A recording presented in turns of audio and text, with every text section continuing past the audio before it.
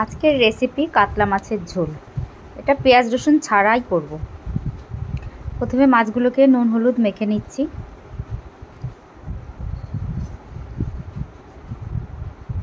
এটা ভালো করে মেখে 10 মিনিটের জন্য রেখে দেবো, নুন হলুদটা মেখে।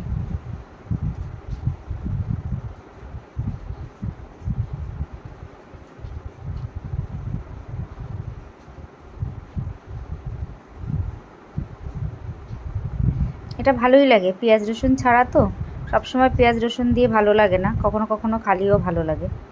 এবার মাছটা তেল দিয়ে ভেজে নেবো। তেলে খুব বেশি ভাজবো না, মোটামুটি হালকা মিডিয়াম ভাজবো। মাছগুলো আমার ভাজা হয়ে গেছে। এবার ওই তেলেই আলুগুলো ভেজে নেব। যেহেতু ঝোল করবো ওই জন্য আলুটা একটু বেশি হয়ে গেছে। আলুটা লাল লাল করে ভেজে নিয়ে তুলে নেব।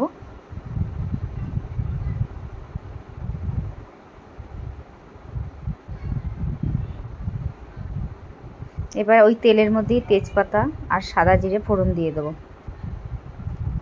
এবার ওটা আদা লঙ্কা আর টমেটো বেটে রেখেছিলাম, সেই পেস্টটা দিয়ে দিলাম তেলের মধ্যে। এটাকে ভালো করে তেলে নেড়ে চেড়ে নেব। এর কাঁচা গন্ধটা চলে গেলে তখন জিরের গুঁড়ো ধনের গুঁড়ো 1 চামচ করে দিয়ে দেবো, হলুদ গুঁড়ো, কাশ্মীরি লঙ্কার গুঁড়ো।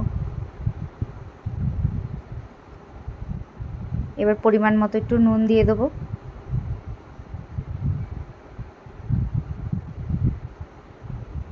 এবার একটু চিনি দিয়ে দেবো অল্প করে,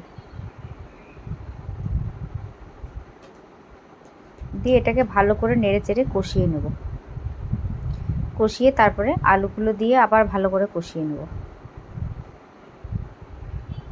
মশলাটা কষা হয়ে গেলে তেল ছেড়ে গেলে তখন এর মধ্যে জল দিয়ে দেবো। জলটা যেমন ঝোল খাবেন, যতটা ঝোল রাখবেন ততটাই দেবেন। আমি যতটা প্রয়োজন ততটাই দিয়েছি। এবার আমি ভাজা মশলার গুঁড়ো দিয়ে দিলাম। ঝোলটা ফুটে ওঠার পরে মাছটাও দিয়ে দিলাম সাথে। এবার নামানোর আগে একটু ঘি আর একটু ধনেপাতা ছড়িয়ে নামিয়ে নেব।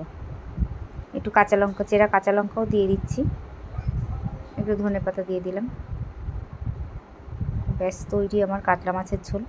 কেমন লাগলো বলবেন রেসিপিটা। ভালো লাগলে লাইক কমেন্ট শেয়ার করবেন।